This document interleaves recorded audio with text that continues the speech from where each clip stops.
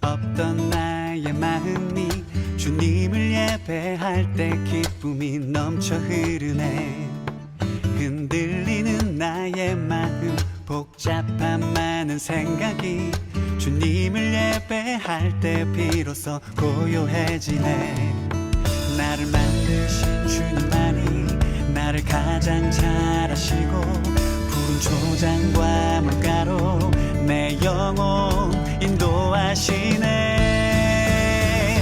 주님을 기뻐하는 것이 나의 힘이요, 주님을 찬양하는 것이 나의 힘이요, 주님을 닮아가는 것이 나의 힘이요, 주님을 사랑하는 것이 나의 힘이요.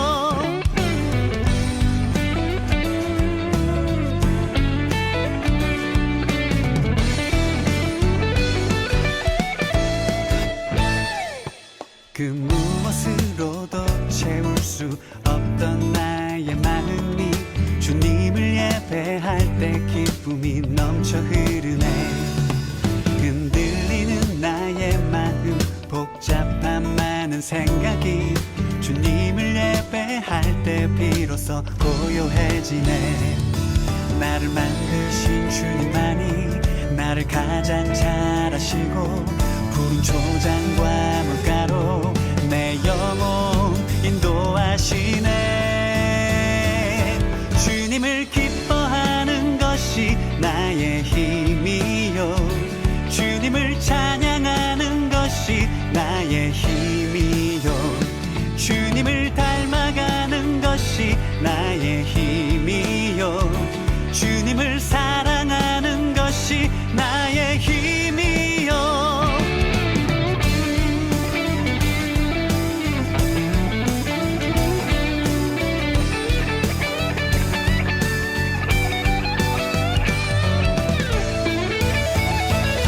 주님을 기뻐하는 것이 나의 힘이요, 주님을 찬양하는 것이 나의 힘이요, 주님을 닮아가는 것이 나의 힘이요, 주님을 사랑하는 것이 나의 힘이요. 주님을 기뻐하는 것이 나의 힘이요, 주님을 찬양하는 것이 나의 힘이요, 주님을 닮아가는 것이 나의 힘이요, 주님을 사랑하는 것이 나의 힘이요, 주님을 사랑하는 것이 나의 힘이요.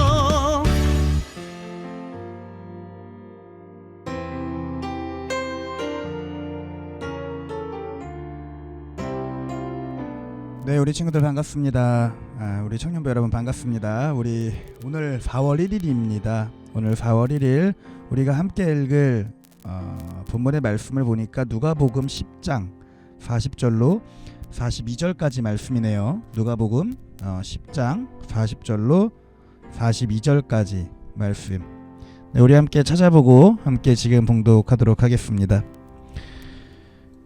마르다는 준비하는 일이 많아 마음이 분주한지라 예수께 나아가 이르되 주여 내 동생이 나 혼자 일하게 두는 것을 생각하지 아니하시나이까.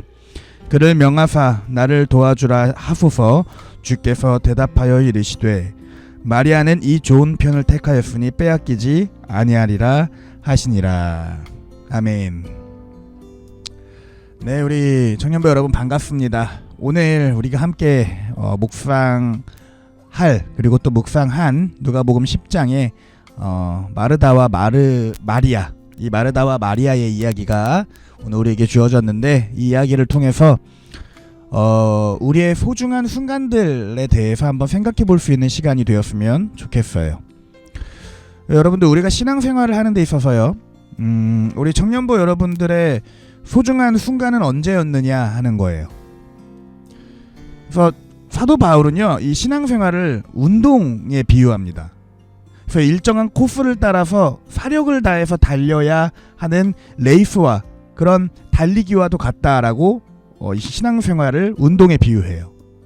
여러분들 운동이라 하면 어떤 운동이든 기본 원칙, 기본적인 원칙이 있죠. 마찬가지로 이 믿음의 경주라고 할 수 있는 신앙생활을 우리가 잘하기 위해서는 그냥 하는 것이 아니라 잘하기 위해서는 우리들에게 기본이 되는 원칙들이 분명히 세워져 있어야 하고 또 그것들을 우리가 잘 지킬 수 있어야 한다. 그래야 우리가 경주를 잘 달릴 수 있다라는 것입니다. 그래서 우리에게 어떤 원칙들이 있는가 한 두세 가지 정도 살펴보고자 합니다. 첫 번째는 균형이라는 원칙이 있습니다. 자, 오늘 본문에 보니까 마리아가 이 오랜만에 지금 집에 들리신 예수님에게 언니 마르다처럼 맛있는 식사를 극진히 또한 대접하고 싶었겠죠. 마리아 또한 대접하고 싶었을 거예요.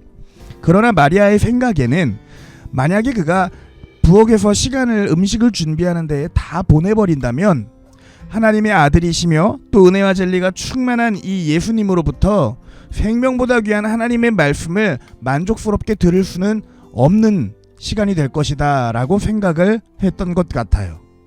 그래서 마리아는 예수님의 말씀을 듣고 굶주린 영혼을 채우는 쪽을 선택하게 된 것입니다. 우리는요, 이 마르다와 마리아의 이야기, 이 두 여인의 선택을 두고서 어느 쪽이 잘했고 어느 쪽이 잘못하고 있다라고 말할 수는 없습니다. 그들의 각기 다른 선택은요, 서로 다른 성격과 그에 따른 결정에서 나타나는 조금의 차이일 뿐일 수 있기 때문에 그래요. 그러나 마르다에게는 결정적인 약점이 하나 발견됩니다. 그녀가 뭐예요? 동생 마리아의 이 행동을, 음식을 준비하지 않는 그 행동을 이해하지 못하였다라는 거예요. 그 말인즉슨 뭡니까? 마르다는 자기가 하는 일은 매우 중요하게 여겼지만 마리아가 지금 하고자 하는 일은 중요한 일이 아니다라고 판단했다라는 거예요. 그렇게 생각했다라는 거예요. 우리 청년부 여러분들, 우리의 수많은 일상이 그러하듯이요, 신앙생활을 우리가 함에 있어서도요, 각자에게 무엇이 있냐면 우선순위라는 것이 있습니다. 그런데 그 우선순위는 우리에게 각기 다른 형태로 있을 수 있다라는 거예요. 우리가 똑같은 일을 똑같은 시간에 처리하는 업무를 받았다 하더라도요, 어떤 이는 어떤 것이 우선이고 어떤 이는 또 다른 것이 우선인 그런 각자에게 우선순위가 다 다를 수 있다라는 겁니다. 그런데 분명한 것은 무엇이냐?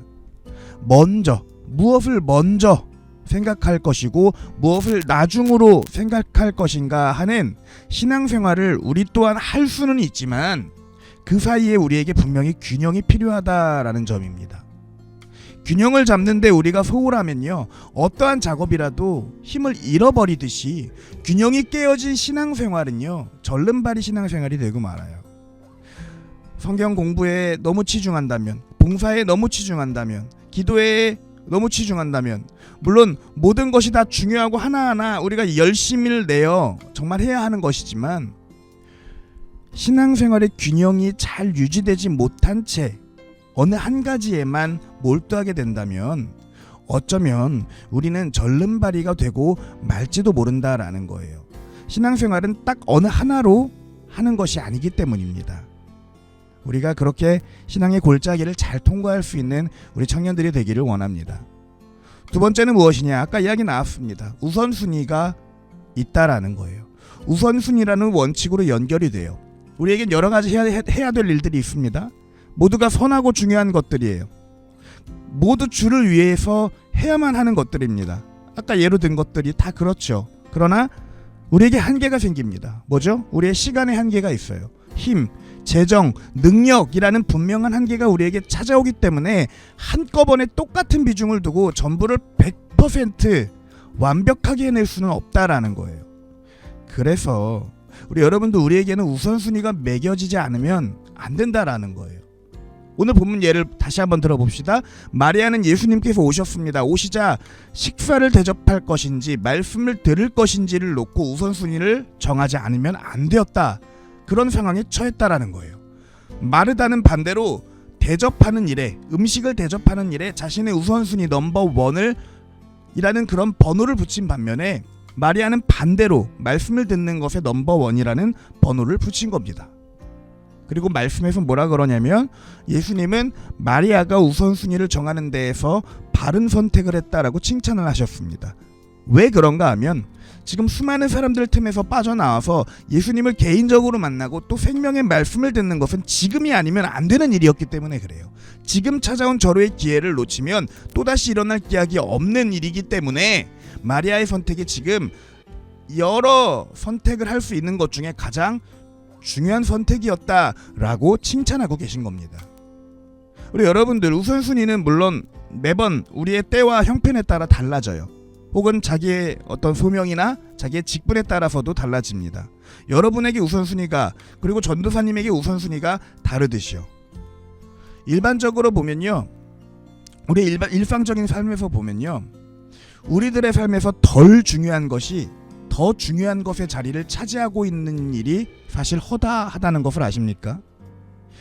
나의 인생에서 두 번째로 좋은 일이 제일 첫 번째로 좋은 일을 방해하곤 한다라는 사실 아세요? 그런데 그것이 신앙생활에 있어서도 그러하다는 것입니다. 우리는 두 번째로 좋은 일을 타협합니다. 무엇이 먼저인지 무엇이 가장 우선되어야 하는지 우리가 알면서도 때로는 순위를 뒤바꿉니다.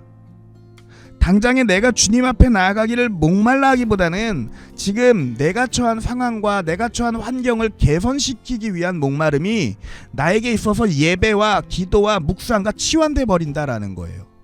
내가 영적인 힘을 얻고자 한다면 당연히 우리의 영적인 모든 힘이 주님에게 있음을 우리가 인정하고 믿고 또 하나님으로부터 나온다는 것을 우리가 고백하면서 주님 앞에 신실하고 진실하게 나아가는 우리의 모습이 되어야 될 것입니다. 우리 그렇게 되기를 원합니다. 마지막은 무엇이냐? 집중이라는 원칙이 있습니다. 신앙생활을 하는 가운데 있어서 특별히 우리들에게 하나님이 주시는 마음이 그런 드는 때가 있어요. 특별히 하나님이 우리를 찾으시는 때가 있어요. 느껴집니다. 설교의 은혜를 받을 때가 있어요. 영적 문제에 관심이 갑자기 쏠릴 때가 있어요. 좌절이나 실패의 순간에 영적인 갈증이 고개를 들 때가 있어요. 혹은 인생의 허물을 느낄 때가 있어요.